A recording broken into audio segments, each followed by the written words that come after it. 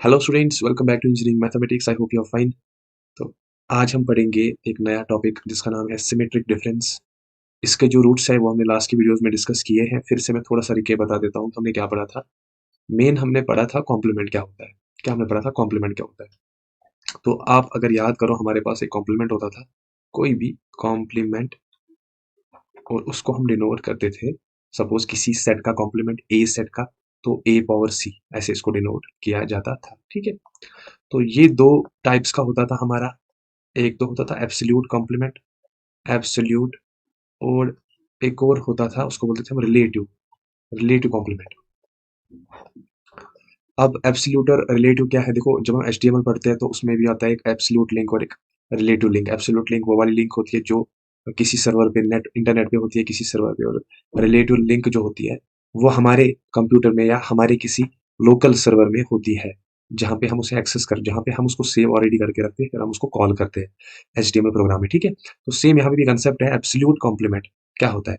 जब भी हम किसी सेट का एब्सोल्यूट कॉम्प्लीमेंट फाइंड करते हैं, उसका मतलब होता है, अगर मेरे पास सेट ए है और इसका एब्सोल्यूट कॉम्प्लीमेंट मुझे फाइंड करना है, that's equal to all the elements present in universal set but which are not present in A. Suppose मेरे पास ए सेट है, एक, दो और तीन, इसमें एलिमेंट्स है। ठीक है।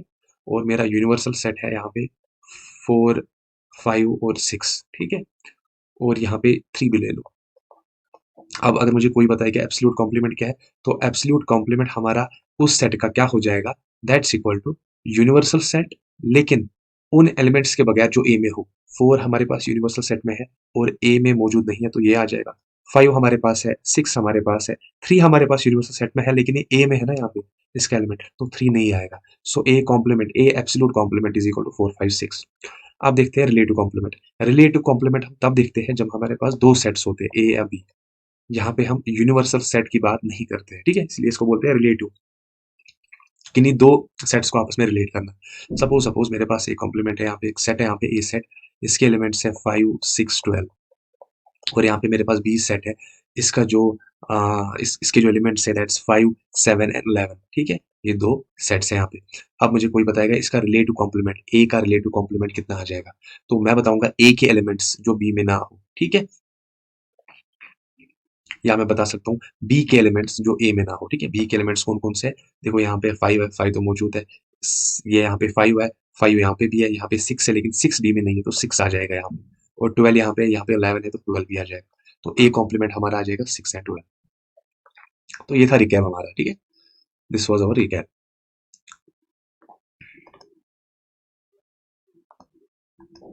तो थोड़ा सा यहाँ पे मैं इसको रब कर लेता हूँ।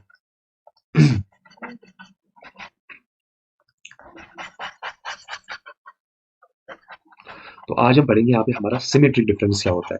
देखो, सिमेट्रिक डिफरेंस जो है ना, ये भी सेम कंसेप्ट है। It's also the entire same concept. अब क्या है इसमें डिफरेंट, क्या है, और वो मैं आपको बता देता हूँ। हम कुछ यहाँ पे एग्जाम्पल सॉल्व करेंगे, उसके बाद हम कुछ और भी सॉल्व करेंगे, और पूरा जो है कंसेप्ट है हमारा क्लियर हो जाएगा। अब देखो यहाँ पे जरा।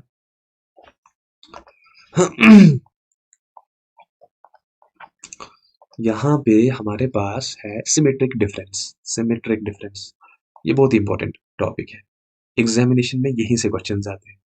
सिमेट्रिक डिफरेंस, देखो ध्यान से पढ़ना।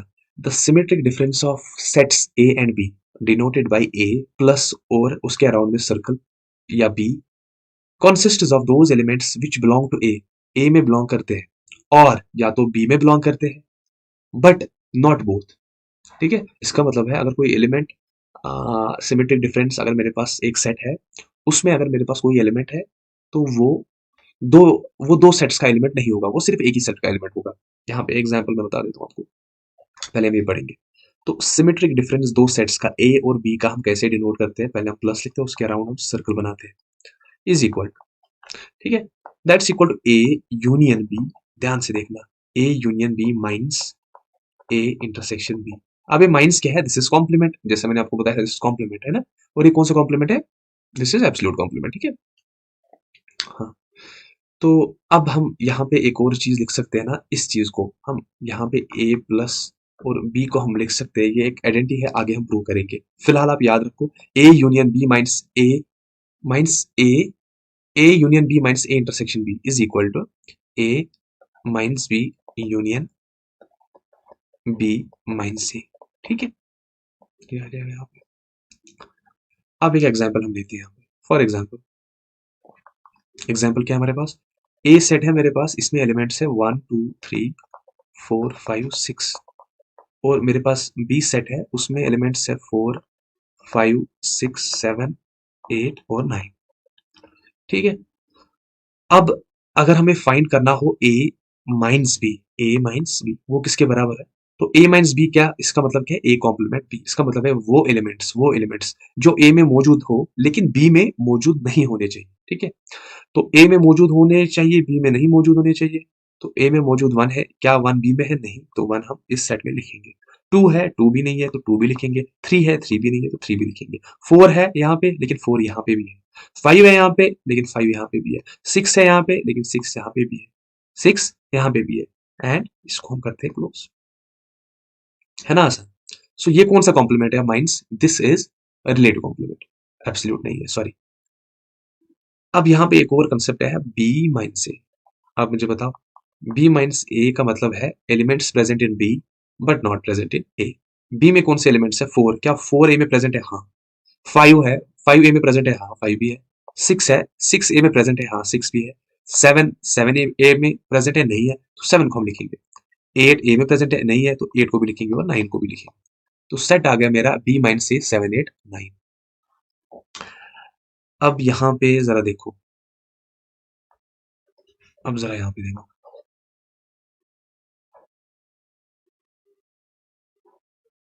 हाँ, अब हम यहाँ पे इसको प्रूव करेंगे। देखो, अब मुझे बताओ आप, ए सिमेट्रिक डिफरेंस बी किसके बराबर होगा फिर? Those elements which are not present in A, which are present in A but not present in B, और which are present in B but not present in A. क्या वो set ए नहीं बनेगा? 1 2 3 7 8 9। देखो क्यों, देखो क्यों, ये यहाँ पे समझना है। क्योंकि हमने ए माइनस बी, ये सेट है उन एलिमेंट्स का जो ए में है बी में नहीं है। वेरी गुड, तो ये जो एलिमेंट्स है ये फॉलो करते हैं क्राइटेरिया ऑफ सिमेट्रिक डिफरेंस भी, डेफिनेटली। क्योंकि ये जो 3 एलिमेंट्स है, these are related to one set and these are not contained in the another set। तो हमारा सिमेट्रिक डिफरेंस वाला कंसेप्ट यहीं पे लग जाता है। अब बी माइनस एक और सेट है वाला, इसमें भी एलिमेंट्स 3 है, और ये 3 एलिमेंट्स जो है किस में मौजूद है? बी में, ए में मौजूद नहीं है। तो इसका मतलब है ये 3 भी आएंगे ना सिमेट्रिक डिफरेंस वाले सेट में। इसीलिए हमने क्या लिखा फिर, 1 2 और 3 ये भी आ जाएगा, और 7 8 9 ये भी आ जाएगा सिमेट्रिक डिफरेंस। क्योंकि सिमेट्रिक डिफरेंस का मतलब क्या है? Those elements which are present in A और B but not in both, दोनों में नहीं होने चाहिए, एक में होंगे। Well, I hope you got it. चलो, अब देखो यहाँ पे figure 1.12 is a Venn diagram in which A intersection, sorry A symmetric B is shaded. देखो यहाँ पे ये वाला जो फिगर है इसकी बात कर रहे हैं। ये देखो, ये हमें बताने की कोशिश कर रहा है कि जो आपने अभी फाइंड किया यहाँ पे सिमेट्रिक डिफरेंस, क्या आप उसे वेन डायग्राम से प्रूव कर पाओगे? हाँ, क्यों नहीं कर पाएंगे। तो हम पहले अपना एक वेन डायग्राम बनाते हैं। क्या बनाएंगे? अपना वेन डायग्राम। उसके लिए हम एक स्क्वायर बनाएंगे पहले। स्क्वायर के बाद हम इसमें कुछ कलर ऐड करेंगे। हाँ ठीक है, अब एक सर्कल लाएंगे जो हमारे दो सेट्स को रिप्रेजेंट करेंगे। किसको? दो सेट्स को। एक और सर्कल लाएंगे हम यहाँ पे, ठीक है, एक और सर्कल लाएंगे। सर्कल को हम यहाँ पे इसके साथ इंटरसेक्ट करेंगे। ठीक है, सर्कल को लाएंगे यहाँ पे। अब देखो जरा यहाँ पे क्या मैजिक हो रहा है। देखो, ये यहाँ पे बता रहा है कि आपने जो अभी यहाँ पे प्रूव किया कि A symmetric B is equal to 1 2 3 7 8 9, ठीक है, आपने ये दो सेट्स का जो है रिजल्ट निकाला। लेकिन क्या आप इस चीज को, सिमेट्री ऑफ टू सेट्स को, आप वेन डायग्राम से डिस्क्राइब कर पाओगे? देखते हैं हम कर पाएंगे कि नहीं। देखो, सिमेट्रिक डिफरेंस क्या होता है कि जो सपोज ये हमारे पास एक एलिमेंट है, ये हमारे पास सेट ए है और ये सेट बी है। अब सिमेट्रिक डिफरेंस क्या होगा? वो एलिमेंट्स जो ए में प्रेजेंट हो, किसमें? ए में प्रेजेंट हो, या बी में प्रेजेंट हो।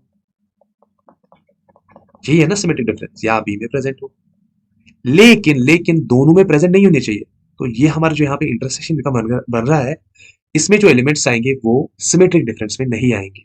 क्योंकि हमें सिर्फ वही एलिमेंट्स निकालने हैं जो ए में प्रेजेंट हो या बी में प्रेजेंट हो, लेकिन दोनों में प्रेजेंट नहीं होने चाहिए। तो यहाँ पे जो पोर्शन बन रहा है ना यहाँ पे इंटरसेक्शन का, दिस इज अनशेडेड। यहीं पे इसने यहाँ पे ऐसे दिखाया है, देखो ये चीज जो है ये इंटरसेक्शन है इन दो सेट्स का, तो ये जो है हमारा सिमेट्रिक डिफरेंस में नहीं आ जाएगा, क्योंकि इसमें वो वाले एलिमेंट्स है जो ए में भी मौजूद है बी में भी मौजूद है, लेकिन सिमेट्रिक डिफरेंस में हमें ये नहीं चाहिए। We need only those elements which are present in A और B but not in both.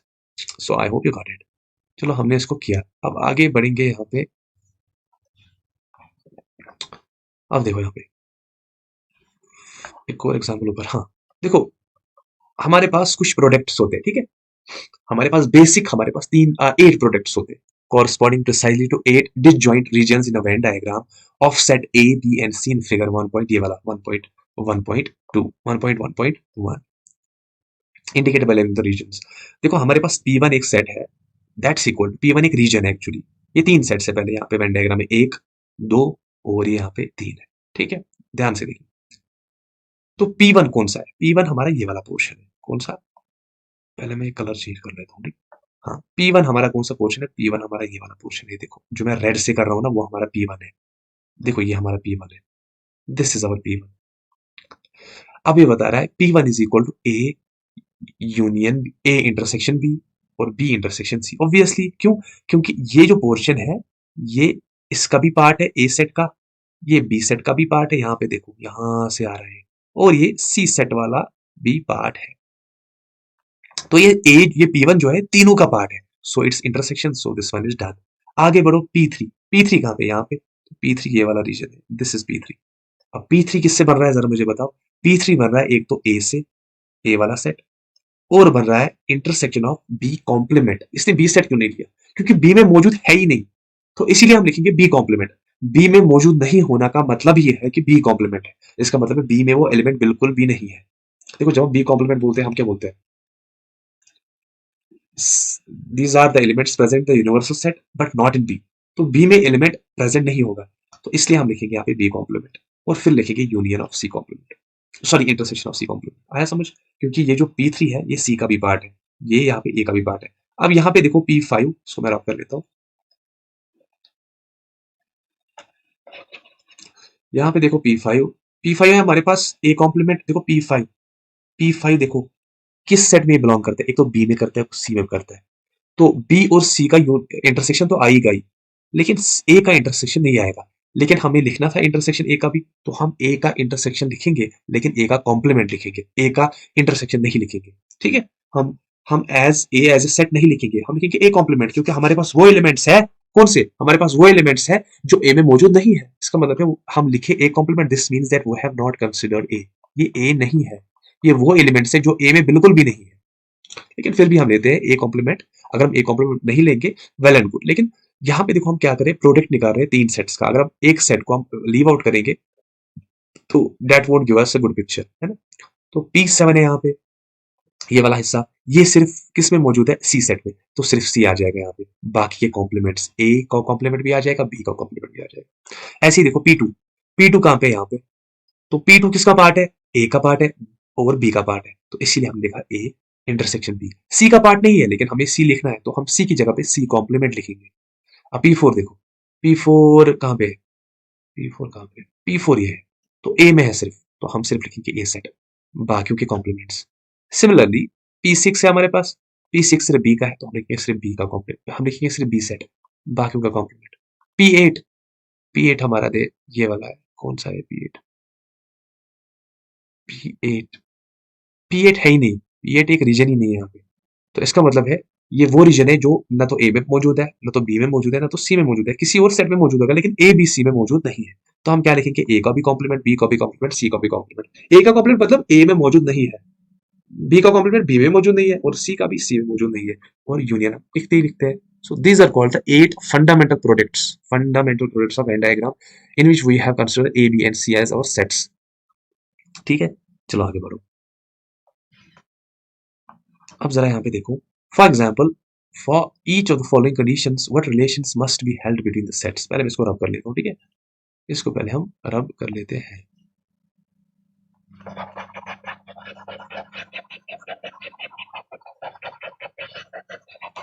देखो हमारे पास कुछ क्वेश्चन इन्होंने दिए हैं और ये हमें बताने की कोशिश कर रहा है कि आप हमें इसे वेन डायग्राम से प्रूव करके दो, कैसे होगा। देखो यहाँ पे ये बता रहा है, मेरे पास पहला क्वेश्चन है, this is A complement intersection U is equal to 5। ये मुझे बोल रहा है कि ए कॉम्प्लीमेंट जो है उसका इंटरसेक्शन यूनियन के साथ क्या बन रहा है, कि कोई कॉम्प्लीमेंट ही नहीं बन रहा है, उसका कोई इंटरसेक्शन ही नहीं बन रहा है, 5 बन रहा है ना।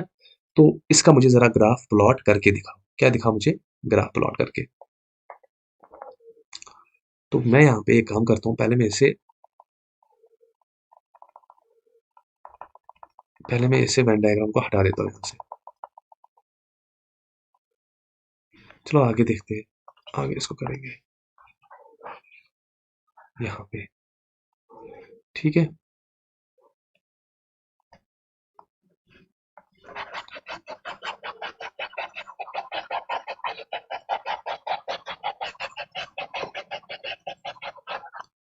अब देखो जरा, ये मुझे बता रहा है, मेरा क्वेश्चन जो है, क्वेश्चन वन मेरा है कि A complement intersection U is equal to 5। किसके बराबर है? 5 के। ये मुझे जरा बताओ in terms of Venn diagram, आप कैसे आप इसको डिस्क्राइब कर पाओगे। देखो ये मुझे बता रहा है कि यहाँ पे मैं एक एग्जांपल लेता हूँ, उसी से मैं इसको सॉल्व करूंगा। ठीक है, आपको समझ में आ जाएगा। ए मेरे पास सेट है, सपोज 1 2 और 3। क्या है? 1 2 और 3। अब यहाँ पे मेरे पास यूनियन है, ये सॉरी यूनिवर्सल सेट है मेरे पास, सपोज 3 4 और 5। ध्यान से देखना। और यहाँ पे मेरे पास है ए कॉम्प्लीमेंट। अब ए कॉम्प्लीमेंट क्या है? यूनिवर्सल सेट में जो एलिमेंट्स है लेकिन वो इसमें नहीं होनी चाहिए, तो वो कौन सा आ जाएगा फिर? 3 है 4 और 5। अब ये बताने की कोशिश कर रहा है कि जब आप यूनियन करोगे AC का और यूनियन का, तो वो क्या आ जाएगा? 5। क्या आ जाएगा? 5। लेकिन जो हमने ये एग्जाम्पल लिया यहाँ पे, कॉन्ट्राडिक्टरी एग्जाम्पल, उससे ये प्रूव होता है? नहीं होता है। कहाँ होता है? क्योंकि जब हम यूनियन लेंगे यहाँ पे, और फिर हम यहाँ पे जब हम यहाँ पे ए कॉम्प्लीमेंट लेंगे और यहाँ पे हम लेंगे फिर यूनिवर्सल सेट, उनका इंटरसेक्शन 5 नहीं बनेगा। इसका मतलब है कि ये दोनों आपस में क्या है? डिफरेंट है। तो ये जो यूनिवर्सल सेट है, दिस इज, हम इसको लेंगे सपोज कुछ भी, कोई और नाम ले लो, universal set is also equal to 1 2 3। किसके बराबर है? 1 2 3 के बराबर है। तो मैं इसको यहाँ पे लिखूंगा, universal set is equal to 1 2 3 1 2 3। अब जरा देखो, ए कॉम्प्लीमेंट किसके बराबर है? ए कॉम्प्लीमेंट ही यूनिवर्सल सेट में जो एलिमेंट्स है वो,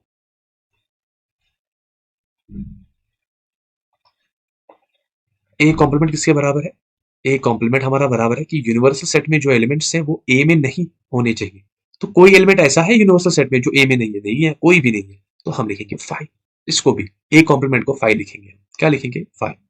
अब ये बताने की कोशिश कर रहे हैं कि A complement intersection U is equal to 5, obviously, क्योंकि ए कॉम्प्लीमेंट हमने सेट निकाला, वो हमें आ गया 5। और हम जब हमने उसे, और हमारा यूनिवर्सल सेट 1 2 3 है, और जब हमने ए कॉम्प्लीमेंट को यूनियन किया, इंटरसेक्ट किया यूनियन यूनिवर्सल सेट के साथ, तो वो आ जाएगा हमारा 5, ऑब्वियसली। तो ये कंडीशन है मेरी, सेटिस्फाई हो गई ये वाली। ठीक है, अब ये बता रहा है यहाँ पे, here A complement and U are disjoint sets. A complement and union are disjoint set, obviously, क्योंकि इनमें कोई एलिमेंट ही नहीं है जो एक बराबर है, एक भी एलिमेंट बराबर नहीं है। सो ये क्या है? Disjoint set. This means that A and universal set, यहाँ पे यू है, इसने यहाँ पे दिया है यूनियन टाइप, लेकिन ये यू है, आर इक्वल, ऑब्वियसली ये दोनों इक्वल है, क्योंकि इसके सारे ए के सारे एलिमेंट्स, ए का हर एक एलिमेंट यूनियन में यूनिवर्सल सेट में मौजूद है। So these are equal, obviously, as shown in the Venn diagram below. अब मुझे बताओ जरा, वेन डायग्राम इसका कैसे बनेगा? मैं इसका वेन डायग्राम ऐसे बनाऊंगा ना, A complement is equal to union. जरा मुझे बताओ कैसे? ये यूनियन है, ए कॉम्प्लीमेंट है ना? क्योंकि देखो ये यूनियन है, ए कॉम्प्लीमेंट है, तो ये दोनों आपस में क्या है? डिसजॉइंट। क्या है? डिसजॉइंट। तो आई होप समझ आया होगा। इसको मैं करता हूँ अब रन।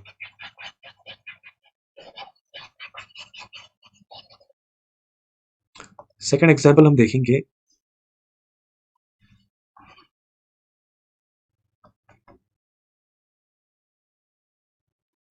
मेरे यहाँ पे सेकंड एग्जांपल है, ए ए इंटरसेक्शन बी और इसका complement is equal to B complement. देखो आपको पता है ए इंटरसेक्शन बी कॉम्प्लीमेंट ये होता है बराबर A complement union B complement is equal to B complement. ऐसे लिख सकता हूं मैं।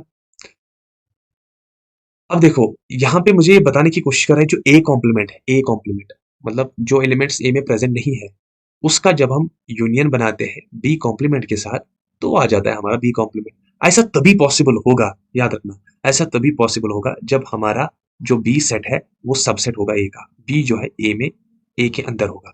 ये यहाँ पे बी है और यहाँ पे ए है, दिस इज बी, ठीक है। और बाहर है हमारे पास universal set.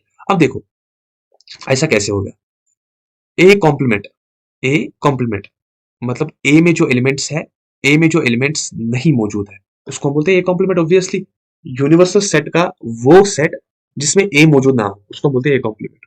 Union B complement, B complement हमारे पास क्या है, बी में एलिमेंट्स मौजूद मतलब B complement is a set of all the elements of a universal set which does not contain B elements, जिसमें बी सेट के एलिमेंट्स ना हो। अब दोनों को हम जब आपस में यूनियन करेंगे तो मेरा बी कॉम्प्लीमेंट आ जाएगा, फिर से मेरा बी कॉम्प्लीमेंट आ जाएगा। ऐसा तभी पॉसिबल होगा जब बी होगा सबसेट ऑफ ए। देखो कैसे, बी यहाँ पे बी इसके बीचों बीच है, ठीक है।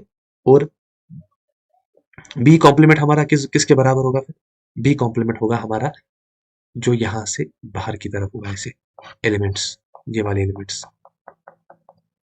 ठीक है। बी कॉम्प्लीमेंट, ए कॉम्प्लीमेंट हमारा क्या होगा, जो यहां पे होगा बाहर इसके एलिमेंट्स ए के बाहर is equal to B complement. और जब हम इन दोनों का आपस में यूनियन करेंगे तो वहां पे आ जाएगा हमारा बी कॉम्प्लीमेंट, ये वाला हिस्सा। ऑब्वियसली यही वाला हिस्सा तो है, so this is our B complement. This is very easy. यहां पे मैं फिर से बता देता हूं, देखो ये हमारा बी है, बी कॉम्प्लीमेंट इसका कितना है, ये पूरा हिस्सा, पूरा हिस्सा जो मैं यहाँ पे शेड कर रहा हूं ना ऐसे, ये पूरा हिस्सा है हमारा बी कॉम्प्लीमेंट, यहां से पूरा बी के बगैर। ए कॉम्प्लीमेंट क्या है, ये पूरा यही हिस्सा है, बिल्कुल यही हिस्सा है जो मैंने शेड किया। अब ये बता रहा है इन दोनों कॉम्प्लीमेंट्स का यूनियन, इन दोनों कॉम्प्लीमेंट्स का यूनियन किसके बराबर होगा, that's equal to B complement. Obviously फिर से वही होगा ना बी कॉम्प्लीमेंट बाहर का। तो ये तभी पॉसिबल होगा, ये सिचुएशन तभी पॉसिबल होगी, ये वाला वेन डायग्राम तभी पॉसिबल होगा जब बी सबसेट होगा ए का। अगर बी ए के बाहर हो then this is not possible. Third example पे आ जाते हैं, तो हमारा थर्ड एग्जाम्पल है यहाँ पे A intersection B is equal to A intersection C and A complement intersection B is equal to A complement intersection C. पहला जो पार्ट है वो देखेंगे। A intersection B is equal to A intersection C. देखो कैसे, ये हमारा एक सेट है ए, बी सेट हमारा ये है, और हमारा सी सेट जो है ना that's equivalent to B set, तो सी सेट को भी हम यही कंसिडर करेंगे। अब देखो एक यूनियन बी, ये पूरा आ जाएगा A union B, sorry A intersection B, ये पूरा आ जाएगा ये वाला हिस्सा, ये है ना intersection B, A intersection B है ना ये वाला हिस्सा, ए और बी का intersection is equal to A intersection C, A और सी का इंटरसेक्शन, तो ये वाला प्रूव हो गया। And A complement, A complement क्या है हमारे पास, ए सेट जो है, ए सेट जो है इसके बाहर वाला जो रीजन है that's A complement. Intersection B complement, और बी कॉम्प्लीमेंट के साथ कौन सा इंटरसेक्शन कर रहा है, is equal to A complement, ये पूरा इंटरसेक्शन सी कॉम्प्लीमेंट। तो कुल मिला के बात यहीं पे हो रही है कि बी और सी जो है आपस में इक्वल सेट्स है, यहाँ पे बता रहा है कि B and C are equal sets. तो this was all about these, मतलब इतना एक्सटेंसिव जाने की जरूरत नहीं थी, लेकिन मैंने बताया थोड़ी सी ड्रिल हो जाएगी, सिमेट्रिक डिफरेंस और जो हमने लास्ट के वीडियो में पढ़ा था कॉम्प्लीमेंट। कोई भी कंफ्यूजन होगा तो मुझे कमेंट से बताना। थैंक यू, मिलते हैं नेक्स्ट वीडियो में।